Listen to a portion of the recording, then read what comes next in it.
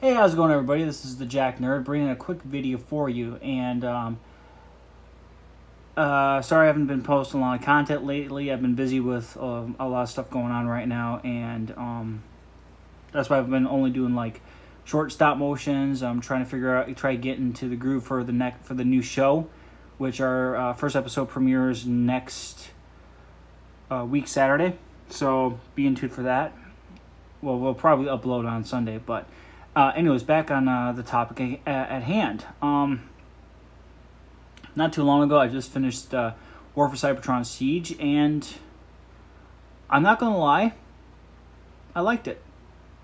It was definitely a different take on the whole origin story of the Transformers, including one character in particular of Skyfire, or Jetfire, of how his role as a Decepticon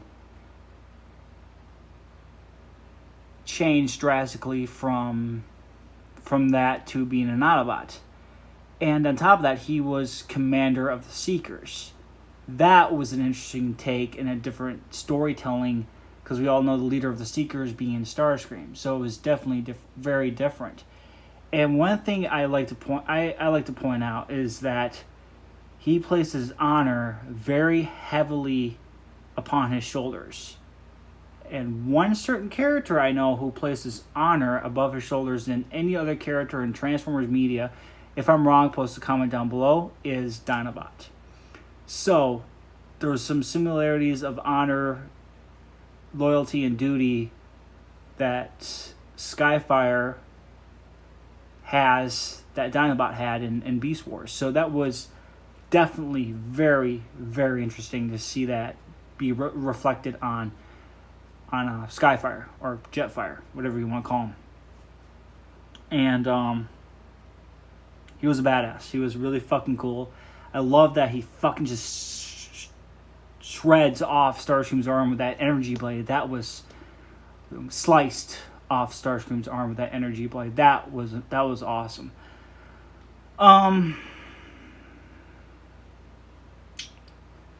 A lot of Generation 1 references were dropped on there, being the connection between Optimus and Alita. That was a nice touch. The first two Autobots you see in Siege is Bumblebee and Wheeljack, which are the very first two Autobots we see in Generation 1. So that was a nice touch. But I think my favorite reference is the gladiatorial combat that Megatron endured his time in the mines, which was in one of my, I think it was the Megatron Origin comic, which is a really good read. And I just like that reference because for one, that was a good comic. For one, that was one of the comics I read when I was a kid, or when I was younger, and it was really good. It was really good.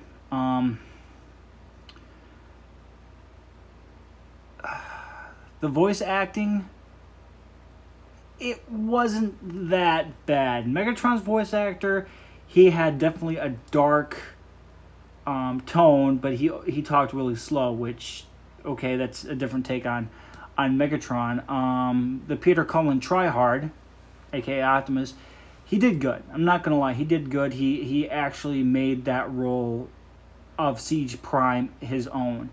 And if Pete and Frank sign up for Earthrise, I'm all in for it. But if not, maybe stick with the actors they have, which wouldn't be a bad idea. Magnus. He got so fucked up, it's not even funny. I mean, dude, you expect this looming, massing Autobot to be like one of the toughest of the tough, but next thing you know, a couple episodes later, he's dead. But if it wasn't for him activating the Alpha Trion protocol, then they would have been more fucked up.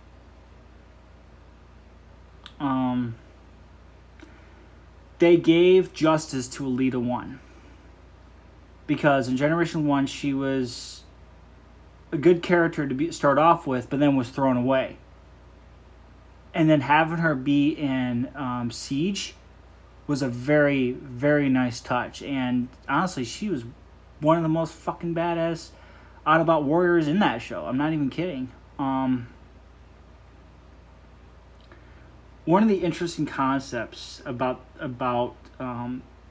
Soundwave, apparently that Sound Blaster or Sound Blast is a clone of Soundwave, which was definitely something very, very different, because in Generation 1 or the Headmaster series, whatever continuity you want to follow, that Sound Blaster is the upgraded form of Soundwave. But yeah, he still had the same cassettes and whatnot, yada, yada, yada. Soundwave's voice actor, he was kind of terrible, I'm not going to lie. I mean, they could have really done better with that voice synthesizer instead of the way how they handled it. As a Transformers fan, it feels like this is something that fans really craved for. I like anything Transformers, Beast Wars movie, Generation 1, hell, even that terrible 2001 RID series, which actually is better than the 2015 series.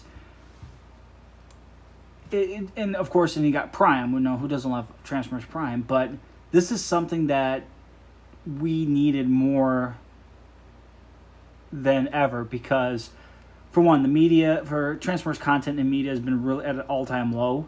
I know there's a lot of fans out there that are trying to do like fanfic films and stop motions, etc., which is great. I applaud them for having their own ideas and stuff. That is exponential and great for having more content out there. And I'm here myself, being a content creator, also having too much ideas that I want to flourish. So it's very a trying time. And another thing is that the tone of this is a lot more darker, a little more grittier, and certain things, and even a lot of lives were on the line. I mean, it's crazy of how far Rooster Teeth really improved on their animation, and on top of that, of how really decent and good this series turned out. I mean, I really liked it. I mean, I might watch it again. I don't know. Maybe I might watch it to see if I pick out any other Easter eggs or references. But overall, I enjoyed the series. It had that, like I said earlier before, I had that different storytelling of the characters and how they become the Autobots and Decepticons we all know and love, whether if it's a different way of storytelling or not. The throne of the Allspark, or getting the Allspark off of Cybertron, that I think that was a reference to Cyberverse, of how they retold that story, and also the 07 prequel comics where they blasted off the Allspark off of Cybertron in the movie prequel comics. But the Allspark design, it seemed to resemble a lot of the Cyberverse Allspark, which is very, very interesting. Impactor was definitely a different ad, because for as long as I've known Impactor, he's always been an Autobot, and him seeing as a Decepticon and then dying, that was a very heroic sacrifice for the good of Cybertron and the planet, which awesome. But yeah, Megatron was really cool.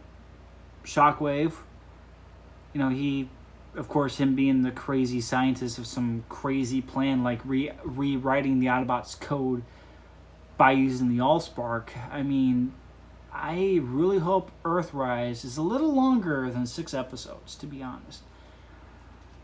But yeah, I think that's all I have to say about Seige. If I'm missing anything, post a comment down below. I mean, like I said, I'll only seen the series once. Maybe if I watch it again, I might pick out something that I didn't see. So, put a comment down below. Don't forget to like, subscribe if you want to. That's your guys' decision. But one thing I have to ask: my glorious audience, as you see, my Optimus Prime, aka T Transformer Element 01 OP Leader, has repro labels on it. So, should Megatron get the Walter P38, more of the G1 toy aesthetic for repro labels, or maybe the cell shading off repro labels? Unless you want to see Skyfire with repro labels, Ultra Magnus with repro labels. What do you think? Leave a comment down below, and thanks for watching. This is the Jack Nerd with the F-Team Podcast, signing off.